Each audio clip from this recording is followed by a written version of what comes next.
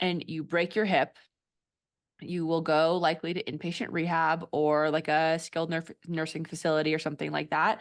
And more often than not, people die within the year due to complications, isolation, not being social, not having a good diet, not able to strength train, all of the things that someone would normally do to be a part of society is no longer possible. And therefore, all of those things increase your risk of death, and then people end up dying. So, bone density matters.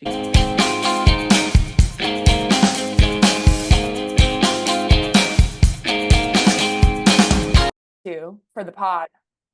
Okay, we are getting DEXA scans. I feel like we need one. I mean, this is so important, especially like we're in our late 20s, early 30s. Like, what could be a better time to get a DEXA scan than now? Even if you're in your 70s listening to this, what could be a better time than now? There is no better time. And it's cheap. Exactly. Yeah. And we've already peaked. So technically we're on the decline, Yeah. technically, with I should have gotten one ability at to build 25. muscle. No. But that is so cool. All right, you guys, we're talking about resistance training and bone density, mostly about bone density, but you can't talk about one without the other. Well, I guess you could talk about resistance training without bone density, but you cannot talk about bone density without resistance training. Yes. And So because we are PTs, obviously we love to talk about resistance training and nothing's muscle and better. bone health. Nothing is better. Yeah. We only went to school for 8 years learning about resistance training, basically, and the effects on the Truly. body. I know sometimes I think about like, I refuse to program my own exercise programs. I'm like, I have a literal doctorate in this. Like, I should be able to do it. And I'm like, no, I can't. It's too hard for me to do for myself. I feel that. I asked Joe to make me one, That's such a even good though I'm idea. perfectly capable of doing Oh it myself. yeah. But I was just like, I don't feel like it.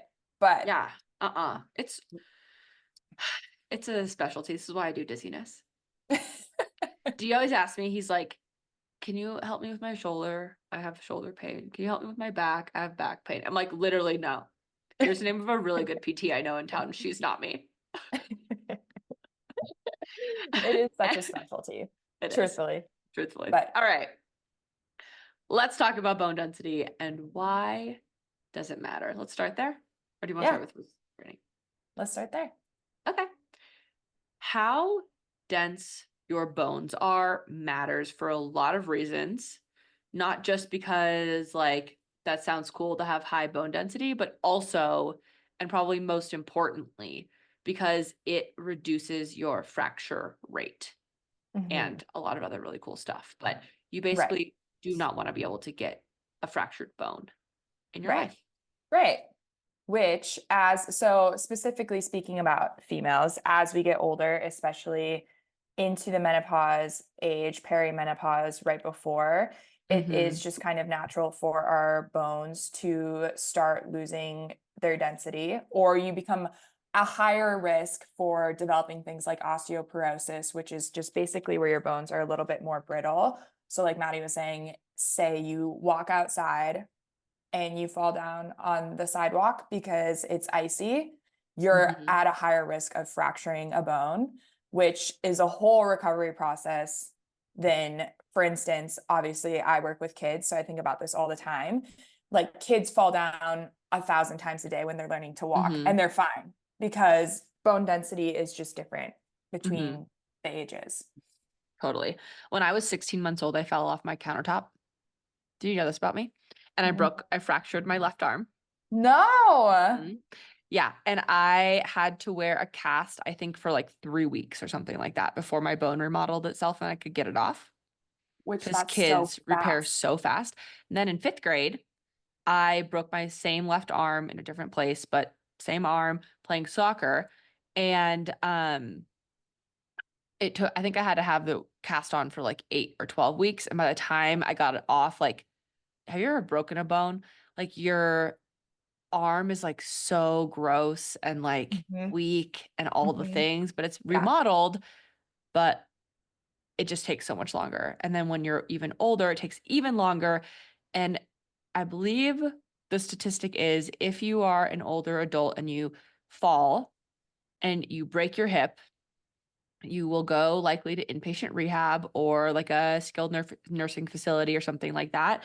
And more often than not, people die within the year due to complications, isolation, not being social, not having a good diet, not able to strength train, all of the things that someone would normally do to be a part of society is no longer possible. And therefore, all of those things increase your risk of death, and then people end up dying. So, bone density matters because if you fall over, first of all, we should be working on our balance, but that's neither here nor there. If you fall over, small plug for small plug for balance. single leg stance, everyone. But if you fall over and you have higher bone density, you are less likely to fracture your hip and go down that cascade. Hmm. Definitely. I agree. I did break my leg in two spots, both my tib and my fib in eighth grade. And I had a full leg cast and it was the worst. I like couldn't get around. But again, I think I had the full leg cast for 6 weeks and then the shorter, like they cut it off below my knee for 6 weeks. But thinking about that injury and if I had got that injury today, even how different it would be and how much longer it would take to recover, much less if I got it like 30 years from now. I can't even imagine trying to get around like that. Oh my God, So, rough. yeah. So, Yeah. we are doing the things now to gain/maintain bone density. So before you're 25 years old, on average, you will build more bone density than you will get rid of. Between 25 and 50, it can be at a kind of a stalemate where you are both reabsorbing and building, but you're not building at that higher rate. And then after age 50 is when things start to go kind of downhill. And this is especially true for women, again, with our loss of hormones. So things like hormone replacement therapy can actually be protective. We can talk about that later. But I even know a girl who is my friend's little sister who, how old is she? She's probably 23, who she was walking through an icy parking lot in ski boots, so slippery for sure, Mhm. and carrying her skis on the way up to the mountain. And she got a spiral fracture because she has low bone density already, and she's 23. So, Oh, not to say that some people aren't in that standard deviation right. and already having osteopenia or osteoporosis. And I don't know exactly her whole medical history, all the things. I know she's got a lot going on, but that is something to consider. Yeah. And since the name of the game of the pod is prevention Yes, and advocacy, this is why this is going to be a really fun topic today. totally. So, I think that the best way to think about your bone density is going to be a bunch of different risk factors versus preventative factors, I think. And then also you can measure your bone density with the gold standard being a DEXA scan, which is what we were talking about when we first started talking, Hmm. which are actually really inexpensive, and I had no idea. Same. Yeah, I definitely thought that that was always kind of out of the idea of getting one, especially at this age and needing something Mhm. like insurance to be covering that. But amazing. We just looked this up and it's really cool. A lot of times it does look like if you are at risk, like Maddie was saying, Mhm. for osteoporosis, or if you're a female that is older than 65 and in their menopausal not area. If you are a female over the age of 65 experiencing menopause, you are inherently at risk for low bone density. So you can sometimes qualify to get a DEXA scan and have it covered by your insurance. So, definitely something to look into there. Totally. And I also want people to know that perimenopause can start as early as 35. And so people literally at the age of 35, like different hormones start to decrease, which therefore decreases the number of hormones of like things, estrogen, progesterone, things like that from being secreted. And there's so much to consider when we're talking about perimenopause that we do not have time for today. But hormone replacement therapy can be really helpful literally as early as 35 with this. Right. Yes. So I guess going back to like the DEXA scan, Mhm. and we were looking up costs just even out of pocket. It can range anywhere from, what did you find? Like $40 to $200. Yeah. So widespread gap there, but also like getting something for even out of pocket for $200 is kind of crazy like that. I mean, I had to have an IV the other day because I got food poisoning, and that cost me $200. Yeah. And I think that I would have way more information if I had a DEXA scan because it not only does bone mineral density, but it also tells you your muscle to fat ratio, all of those different things. It sees basically through your body. And if you have someone knowledgeable who's going to do it for you, so hopefully, um, researching and looking into the person or the company that's going to do it for you, you should be able to get a lot of information and be able to make lifestyle changes based on where you're at, the things that you're doing, things that you might need, your future bone health, all the things. Definitely. And if you are a woman that is concerned about this, and especially if you're in like the upper over 65 menopause, or even if you're like Maddie was saying, like perimenopause, maybe you're in your 30s, this could be something really useful to ask at your annual checkup and see if you can get one of these, whether covered by insurance or if there's access to a DEXA scan near you that you can do it. I agree. Because like you're saying, does measure bone density, also measures amount of fat, lean mass, and muscle, which is just Mhm. useful in general. And especially, I think if you are somebody that loves to exercise and go to the gym, it is helpful to learn those types of things about your body, just because it can help you gear your training more one way or another too, or seek Absolutely. help in the areas that maybe you're like, wow, I weightlift 2 days a week, and maybe I Hmm. need to up it to a third day or something like that.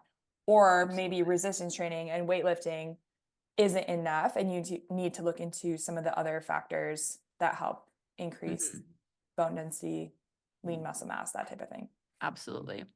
I live in a very rural area. I live in Jackson Hole, Wyoming. If you guys do not know this, this is not like a highly populated metropolis by any means. I mean, people come here, it's a huge tourist attraction, but our healthcare is not great.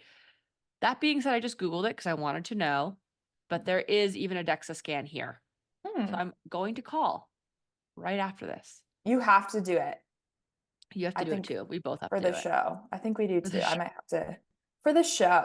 For the show. So I yeah, no, might. I think it's important. But the other thing that I want to know is or what we want to tell people is how to, no matter what, either maintain or gain bone density depending on where you are at in your life. And remembering that genetics obviously, not obviously, but does play a role in this. So if you have a family history of osteoporosis or osteopenia, for instance, if you remember your grandma or grandpa or mom or whoever having osteopenia or osteoporosis or fracturing easily or getting like falling and having some bone fracture, even if they didn't get a DEXA scan during their lifetime, you likely are at risk for that as well. So, knowing that going into it, remember when we talked about on a podcast a couple ago with Natalie of saying, okay, these are my genetics. I get one from each side of my family, but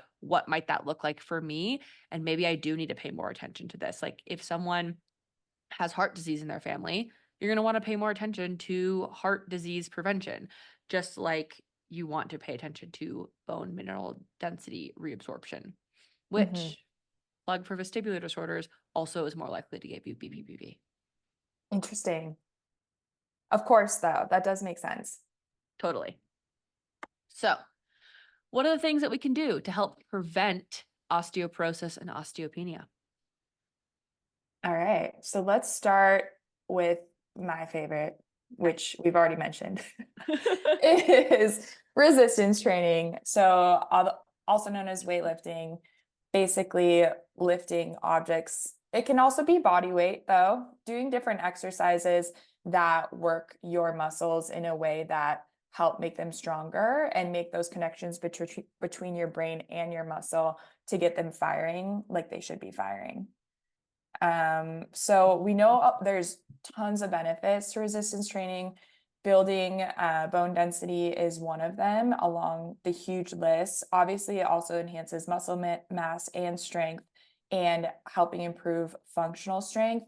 So going back to the example, even like if you walk outside, and obviously balance and strength are different systems and a little bit of different things, but a lot of strength training exercises do work on things like single leg balance, or even that reactive balance of like, whoa, that's slippery, but I caught myself because I Mm-hmm. use my body and I move my body and practice things like this when I'm at the gym. So helps improve functional strength, things like even like cleaning the house, carrying around a toddler. My favorite example is when I take my dogs for a walk, and Mm-hmm. our like puppy dog has this thing against scooters and people on rollerblades, like cannot handle it. And whenever we go for a walk, he just pulls my arm out of its socket towards these people and starts barking at them. He just has it out for them. So things like that, I try to get the upper body going so that I don't dislocate my shoulder. Yeah, please don't do that. I will say that in order to do resistance training, resistance must be applied, right? So that means that walking does count because there's resistance from the ground into it's called ground reaction force, into your foot, which basically you're pounding on the ground, which tells your bones to remodel to say, okay, we need to be able to support this person, our body, by building new bone mineral density, basically. The same thing goes if you do a bicep curl, the way your muscle pulls on your bone tells your bone to remodel and say, hey, we need to build more bone density here so we have the capacity to resist this. And also, when we build more muscle, our muscles will not tear apart our bones, which is not going to happen because that's what strength training is for. Mhm. That being said, there is some research to show that things like swimming, which is not necessarily no resistance, but it's also not enough resistance, I guess I should say, to necessarily cause positive effects on bone mineral density. So if you are a person who has swam a lot in their lifetime but doesn't really walk so much or do resistance training, specifically weightlifting, the same thing actually in this study, which we will put below, goes for cycling. This shows that these things are not necessarily as helpful as other options for bone mineral density. So things like walking, rucking, which means you put a weighted vest on and go for a walk or a hike or whatever, resistance training, lifting weights, running, things like that, where you have this physical impact and reaction force, that will be most effective in helping you to build bone mineral density. Yes, which another plug for rucking, which we love this. There's also some really good research out there on rucking and decreased injuries versus running. It's amazing for your body, like loading your body up Totally. and walking instead of putting some of that increased pressure on joints that you get Mm-hmm. from a lot of running. Anyways, I have been trying to get it, and the research I have heard shows that that starts at 10 pounds, which is not a lot. Like that's a decent amount of weight, but I'm not saying you need to go put 80 pounds of weight on your back. You mhm. can get a vest. The one I am going to order is from Apex Up. I have been meaning to order one, but my husband can't decide whether or not he wants one. Should I just order him one? Oh yeah. We have two and we love them. Ours are the Go Ruck ones though. Go ruck And it's one. like more of a backpack. Oh, They're okay. the best. Yeah. I am going Yeah. to get just the vest one because I think that will make me actually wear it. Yeah, that's true. And I Then think you can that start doing some pull-ups with the vest too. I can't even do a body weight pull-up. I've been trying. Can you? Can you pull up? No. Well, I can do a pull-up. I can do a body weight pull-up. I I'm can't do, so there's no way jealous. I could do a rucking pull-up. I I can do want like my One. I want to do a pull-up so badly in my life. I've wanted to do one. I have spent years trying to gain the strength to do a pull-up. I don't know if I have weird body mechanics. I don't know if something's wrong with me. I do not know. I cannot for the life of me figure out how to do a pull-up. Nothing is wrong with you. First of all, Mm. do you ever do banded pull-ups? Yeah, and that's the thing is like I spent a year doing them that way and I can do it even with like one of the lightest bands, but the second that band comes off, it's all over for me. Maybe it's a head, like in your head. Maybe it is in my head. I wouldn't be It surprised. makes it feels like you should be able to do one if you can do one with like the really light green one, right? Like that really thin green Yeah, band. Yeah, I yeah. don't know. I could do it I, with one red one. I could do it with one green one. hmm. I think Okay. it's a me problem. Anyway, it doesn't matter. The point is, I will be ordering one of these. I care more about my bone mineral density than my ability to do a pull up. As you should. Yeah. And honestly, like pull-ups are a test of strength, but Mhm. how functional is a pull-up in your everyday life? It's Like upper body strength, yeah, not but sure. like how often are you like, did you fall off the edge of a Hmm. building and have to like pull yourself Hopefully never. I'm not on parkouring. It's that? not for me. Not for me. I'm sure some people out there, I'm sure but some people out there for sure, and good for them, honestly. yeah. Anyway, get a rucking vest, do the things. Please resistance train. It is good for more than just your bone mineral density. If you need another reason other than you need good bone mineral density, it regulates your blood sugar. It regulates your hormone production. It makes sure that, again, you have the strength to balance. It does endless amazing things for your body. It Mhm. reduces the risk of cognitive decline in dementia and Alzheimer's. It reduces risk of pain. It improves your joint health. If you have something like an ACL injury or osteoarthritis or something like that, it will reduce the pain and actually you can't get rid of osteoarthritis, but you can make it so that you do not feel it so much. That will help. It will reduce how many migraine attacks you're having per month, if any. It reduces postmenopausal and perimenopausal symptoms. It reduces hot flashes. It reduces dizziness. There is nothing that strength training does not do. It is the single best thing besides sleep that you can do for your body. Full stop, period. Yes. Agreed. And it helps contribute to better sleep. Yes, Yes. it's, Also, we got to be doing it. it is that one thing where you're like, what can I do that's going to fix all my problems with just one thing? It is true. It is that. It is strength training. It is I strength I training, see a stat that only 30% of adults engage in muscle strengthening activities. which is crazy. That is not enough people. Yeah. I think strength training is coming back around as far as what people Mhm. know about it, but I Mhm. think especially I see this a lot. I mean, we've both worked with adults a lot, and especially Mhm. like adults over the age of like maybe 50 or 40 that really want to lose weight. And I think Mhm. even, I mean, at any age, I think it's really common to train your cardiovascular system if you are Yes. wanting to lose weight and just go for runs and only do cardio. Mhm. But the truth is, if you are wanting to lose weight, it is great, obviously, to be getting cardio in and your steps in every day. Mhm. But resistance training actually helps your metabolism become Mhm. more efficient. So basically you're continuing to burn more calories following your weight training session and throughout the day than Mhm. instead of like for instance during a cardiovascular session you are only really burning those calories during your session. Mhm. And it's Totally. so Totally. And I also want to add to that that your basal metabolic rate is the thing that you're trying to adjust. And the more muscle mass that you have, the more that you will actually weigh, but the better your clothes will fit. But it will also raise your basal metabolic rate, which is how many if calories you would burn if you were just sitting on the couch. Like to have your body operate. Your body is a battery, your body is a battery. which is kind of true. But to have your body operate, you need to burn, I don't know, 1,600, 1,800, 2,000 calories, depending on you, all the things. You do need to eat more than 1,200 calories because not doing that, people will go on these like starvation diets, right? That actually can reduce your basal metabolic rate. That's not a good option. But what's cool about this is you will raise your basal metabolic rate by strength training.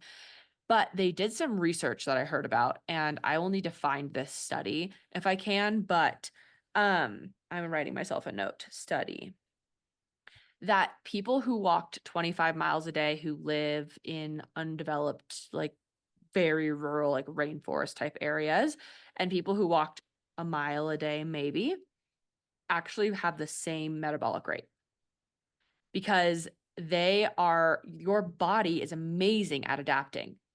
Because if everyone walked 25 miles a day, you can't go eat 40,000 calories, or that's really bad math, but you can't go replace those, right? Every single day if you are a human being existing not in modern society. So your body adjusts to need fewer calories, need less intake. So when you start marathon training, you actually get hungrier. You eat more because you are hungry, whether you know it or not, but your basal metabolic rate doesn't change.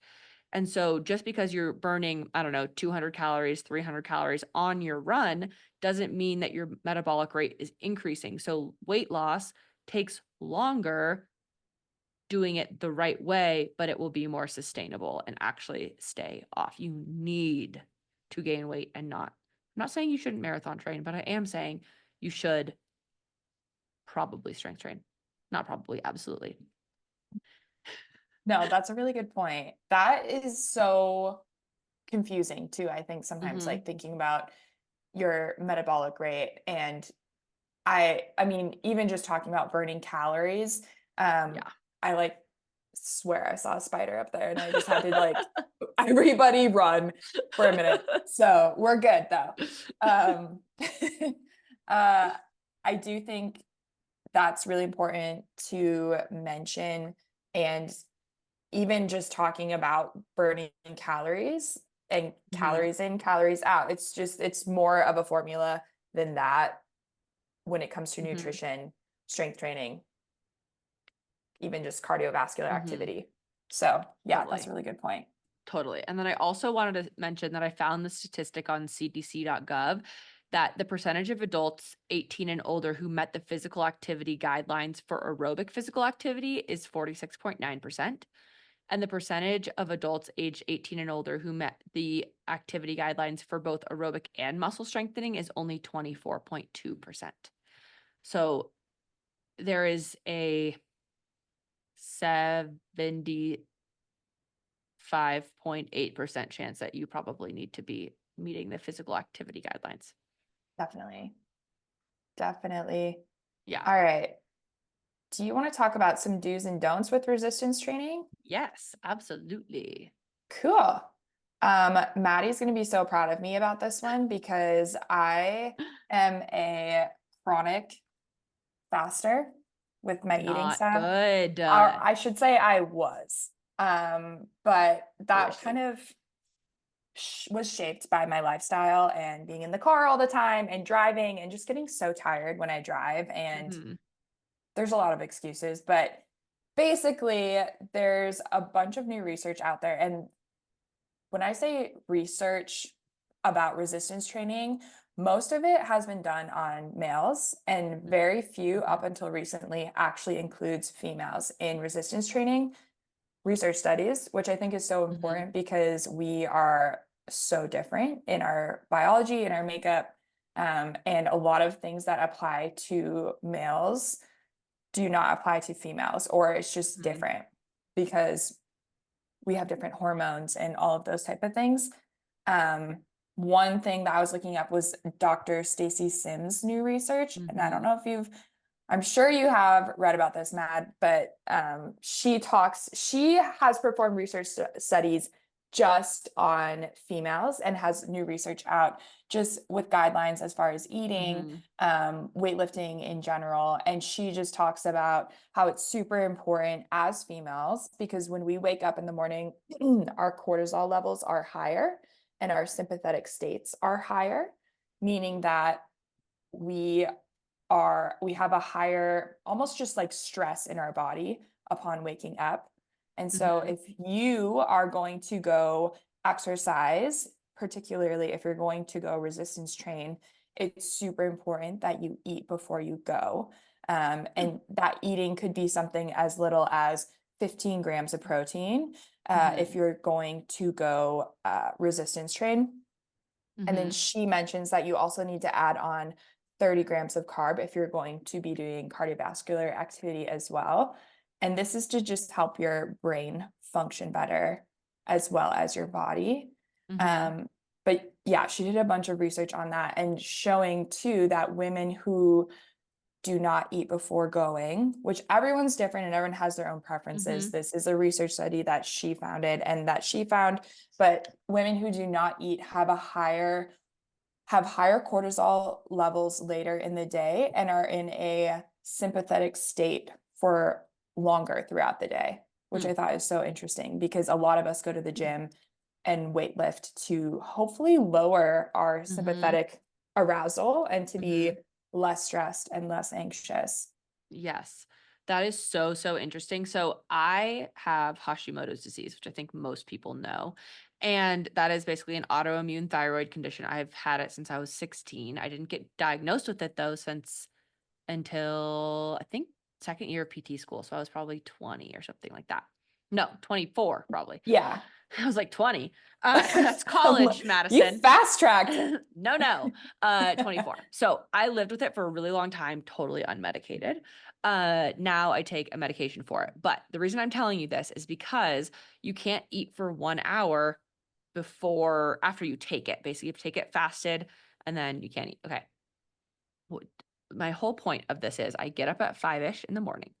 Then I take my medicine right away. And then I go to the gym at 6. I get home, I take a shower. That's 7, 7:30, and then I eat. And I worked with a dietitian who was helping me with some hormonal things because I'm like, things just are a little bit funky. And she told me, okay, I need you to eat right before, like within 1 hour of waking up, having 30 grams of protein. I'm like, that's literally not going to happen because of this. And kind of my schedule. But lately I have been working out in the afternoon, which I really don't love. I'd rather wake up first thing in the morning, exercise because sometimes my day just explodes. So I just don't love it, but Mhm.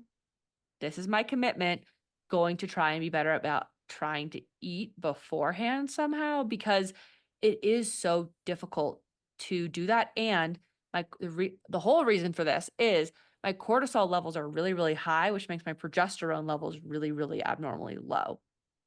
And so maybe by doing that, I will reduce my cortisol levels, which is a goal for me that is really hard. Yeah, definitely. You'll Mhm. have to track it and see. Mhm. Yeah. Totally. I get my blood tested with my, functional doctor pretty often, so Okay. Well, that'll be I will have interesting to to know. find Super out. interesting. Yeah. Okay. Yeah, so there's my rant about all of the things. They all affect each other, you guys. Like, if you looked at my normal schedule, you'd be like, "Wow, she is very healthy." Like, I eat all my vegetables, I eat all my protein, I do all the things, I get up, I work out, I go on walks multiple times a day. But, mm, my blood levels might show differently, so I gotta do something differently. Yeah. Mhm. So, yeah, very The interesting. very interesting. And the other thing that is very interesting that is a little bit unfair, in my opinion, is that men, or if you are a male, these same guidelines do not apply to you. Nope. You Of are course able not. to work out fasted and you are Mhm. not in a higher sympathetic state throughout the day. It's fine. I'm not mad about it. It's fine. It is Um, so frustrating though, because for literally our entire lives, we were told, well, you're just tiny men. yeah. But, and then that it's too hard to do research on us because our hormones change every week.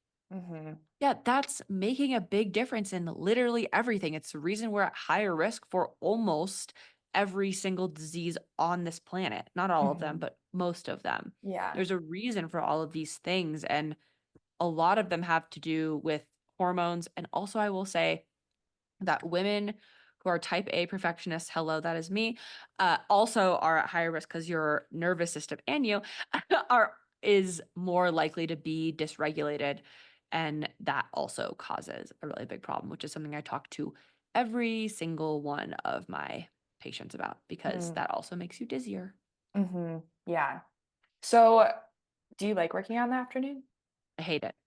You hate it? What I time do you go? literally despise it. I usually go at 6 a.m. Right. What time do you go if you go in the afternoon? whenever I can, Yeah. 1 o'clock. But Yeah. I like the gym has no one in it at 6 in the morning, and it Hmm. got cleaned the night before, so it doesn't smell like cleaning supplies at 6.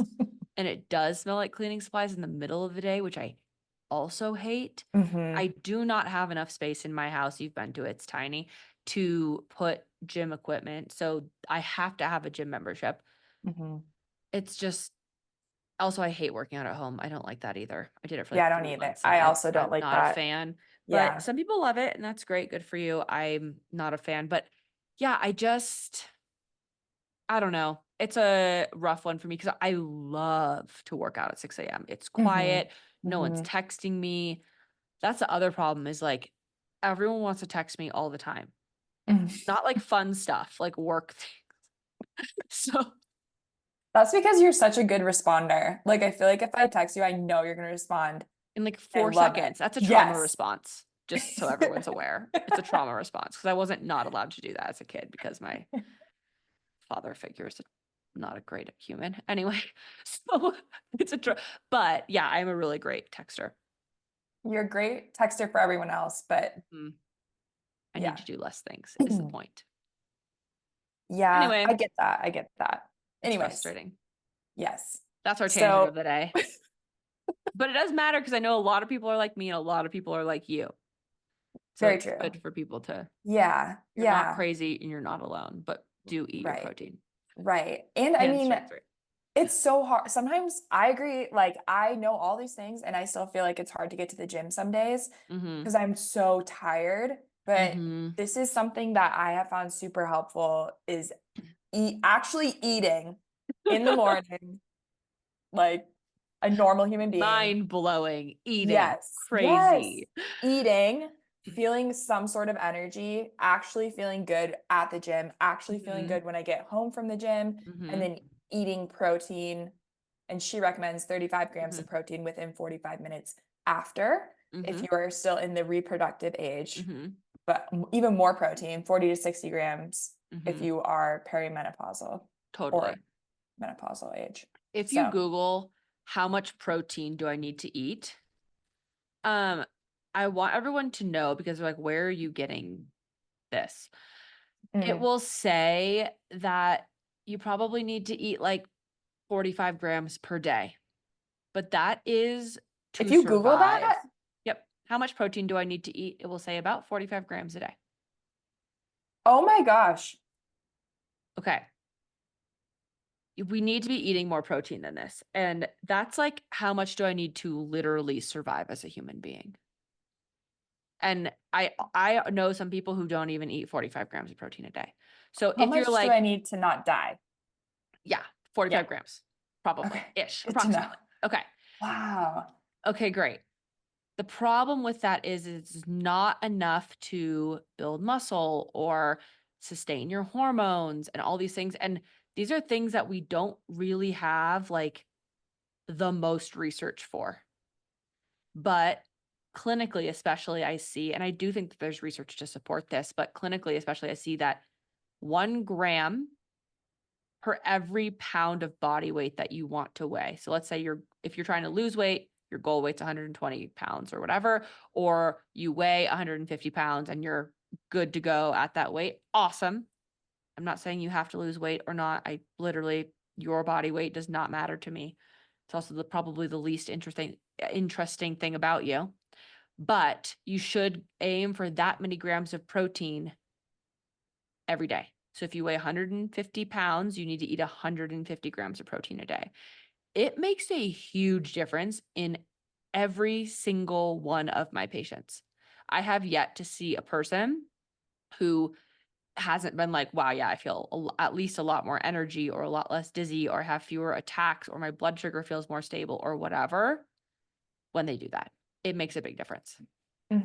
Yeah. And I think it comes from like historically consuming protein comes from a place of I need to eat more Mhm. protein if I am looking to build muscle, Mhm. which Totally. technically we all want to be building muscle All the all the time. time. Mhm. So technically that does apply to everybody. Mhm. But that is so interesting about how that crosses over into the Mhm. vestibular world too and Oh, managing totally. symptoms. Hmm. Totally. I tell everyone to eat that much protein. Like, we need to be eating so much more protein. And obviously everyone's body's different and all of the things, but if you are a person who is vegetarian, like you might have an easier time eating your vegetables, but a harder time eating protein. If you are a person who eats a lot of meat, you might have a harder time getting in your vegetables, but you're saying to me, it's really easy for me to eat that much protein. Okay, great. Maybe you need to focus on something else, but generally I agree that you should be having 1 gram per pound of body Hmm. weight. Hmm. Yeah, it's a Mm-hmm. great place to start, especially when you're planning meals and Mm-hmm. starting with the protein and then planning from there. Because if Mm-hmm. you have that much protein on your plate, you will be full. Mm-hmm. Totally. You Hmm. will be full. Hmm. And also just not eating processed foods, friends. Hmm. Yeah. Yeah. I Unless you feel great all the time. But if you don't feel great, I would which argue that most people might think they feel great all the time, that's a good but point not know how good they could feel without it. without the I don't things know. I feel like everyone I know has a stomach ache every all the day. time. Yeah. Like I don't know anyone that's just like, especially, well, Mhm. Joe, he can eat an entire frozen pizza and be like, I feel so great. I'm like, how? That is so unfair. I had a slice of pepperoni off that thing and my stomach is racked. Like it's so unfair, but female related, I don't feel like I know Yeah. anyone that isn't affected, which is that's I Mhm. think a huge piece of it is the Mhm. processed food. Yeah, So, mm, totally. yeah. Processed food's not good for us. Anyway, back to Mhm. bone mineral density Let's go and back. resistance training. Let's go back. If you do not know how to do resistance training, it's important to know how. So there are many online programs, many, many, many that you can Hmm. follow along with. You can literally Google upper body weight program. You can pay someone for it. You can not pay someone for it. Truly, they exist everywhere. But the important thing when you are weight training is to get to a place called failure. That is how we build muscle mass. And failure means within a certain movement, let's say I'm doing bicep curls, everyone I think knows what those are usually, and I'm going up and down at my elbow joint, I'm moving my hand with weight in it. And let's say I do 8 and I'm like, "Oh yeah, that feels like failure." But in reality, I could probably do 10 or 12 more, not failure. If you get to that number 8 and you're saying to yourself, I could maybe do 2 more of these and I feel like, oh my God, I'm like my arm's gonna fall off, that's where you want to get. You do not actually have to break a sweat. You do not have to be incredibly sore the next day. You do not have to go kill yourself at the gym. You just need to get to this gentle failure point called the failure point in order to gain muscle. You don't need to do your 1 rep max every time. I actually recommend against that. You can do 10 pounds for 20 reps. You can do 20 pounds for 4 reps. It doesn't matter so much within that. I mean, I don't recommend lifting 5 pound weights. I see a lot of people at the gym, like with their baby 5 pound weights, doing like 100 reps. I do not recommend that because you want to be efficient about it. And also, you want to be actually gaining muscle, but working your way up in weights, always being like, hey, can I go a little bit heavier? Do I think? Not always. Like the other day, I got sick. I went to the gym yesterday. I told myself, I'm going to do my regular weights. I tried to, didn't work. Had to go get lighter weights, and that's okay. This is not a Definitely. destination. This is I'm going to do this for the rest of my life so I can expand my health span as long as my lifespan, which is something I love to think about. I love that. Mm-hmm.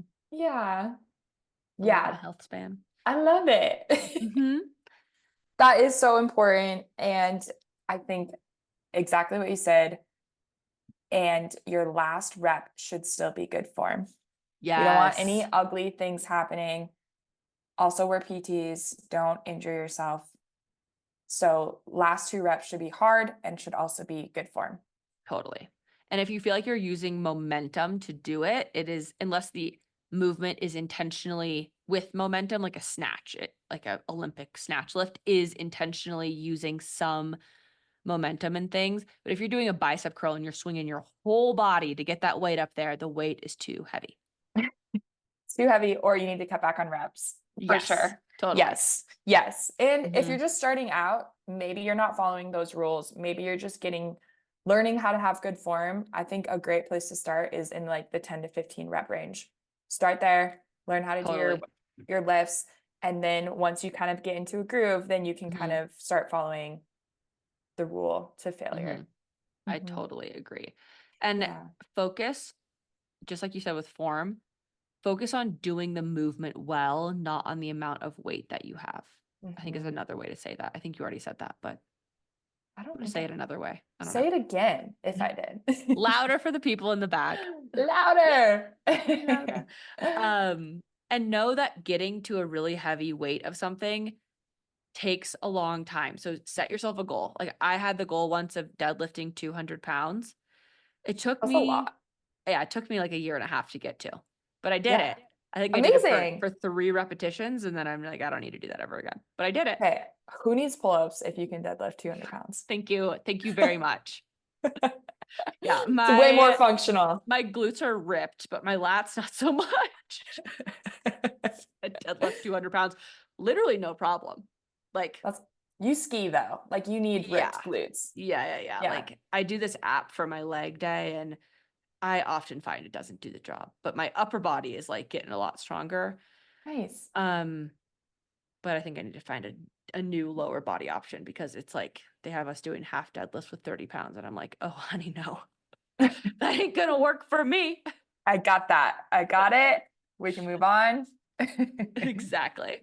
Um, Exactly.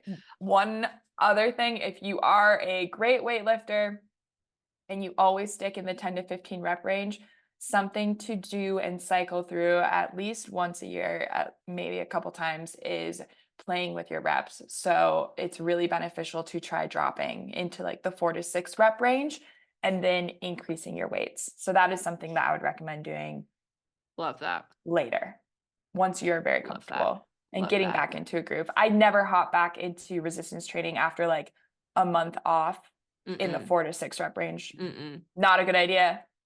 Don't recommend it, especially if you have stairs in your home that you need to navigate. Independently.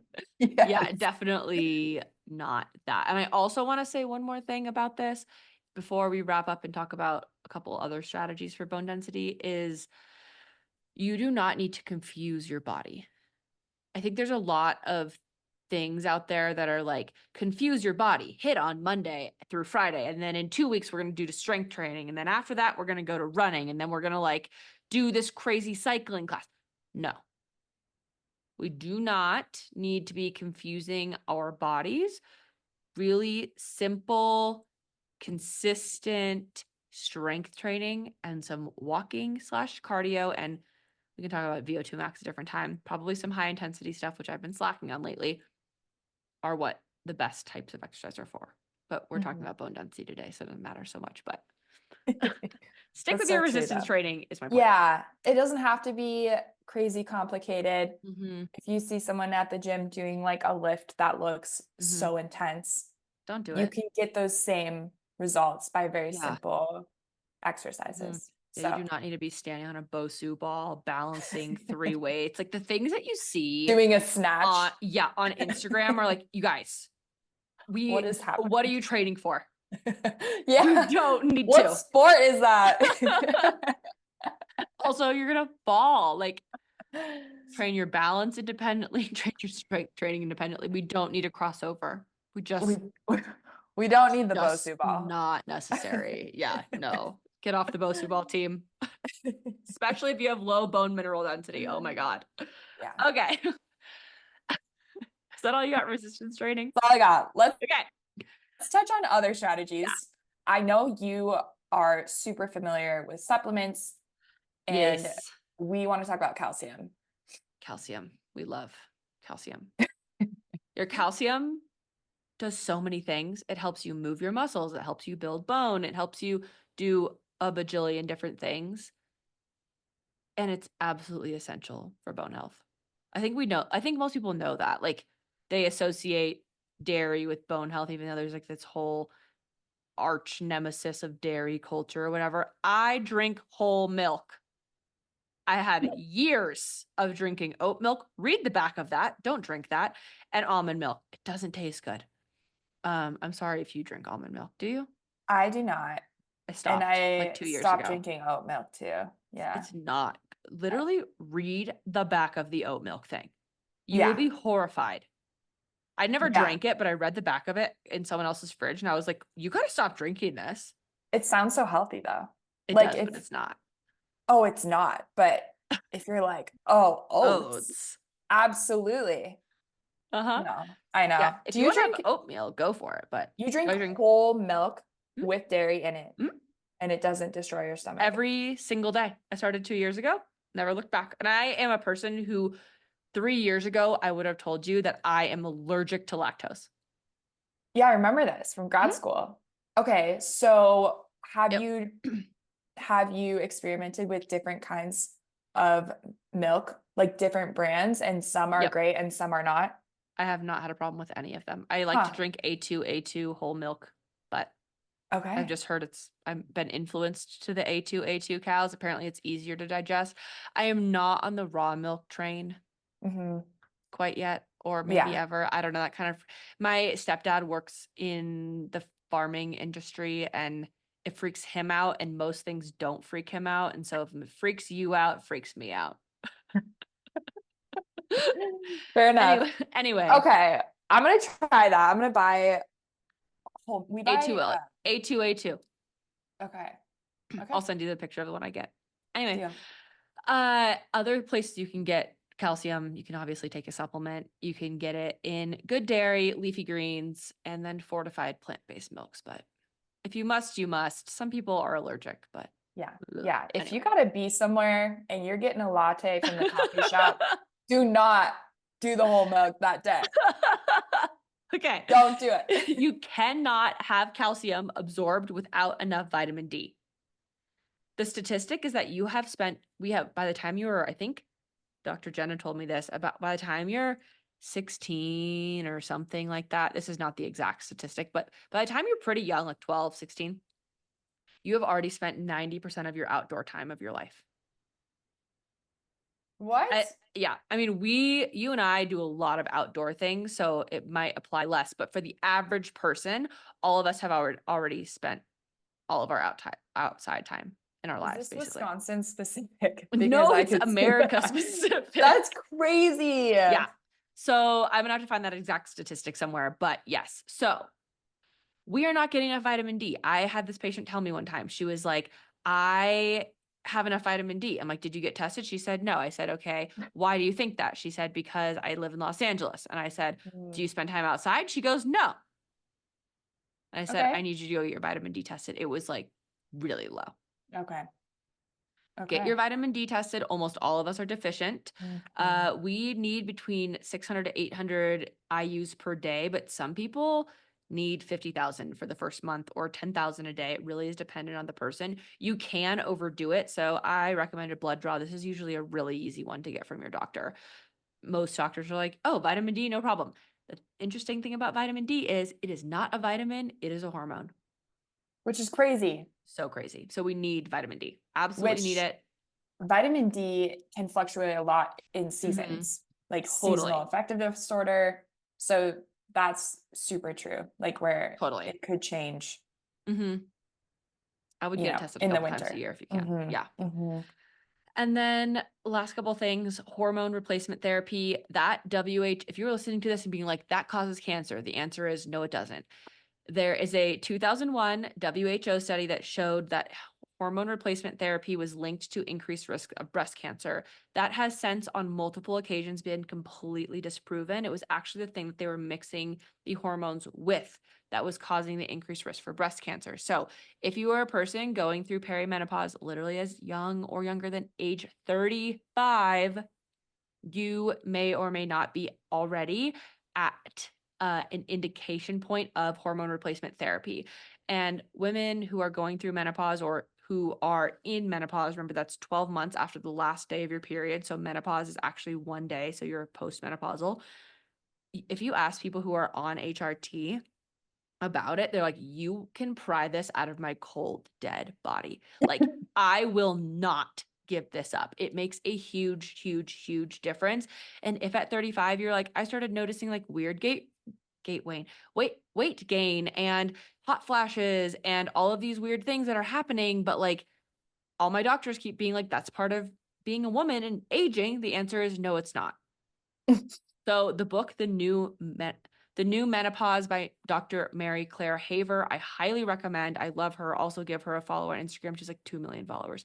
She's amazing. She lives in Galveston, Texas. She coined the Galveston diet, which is for people in menopause.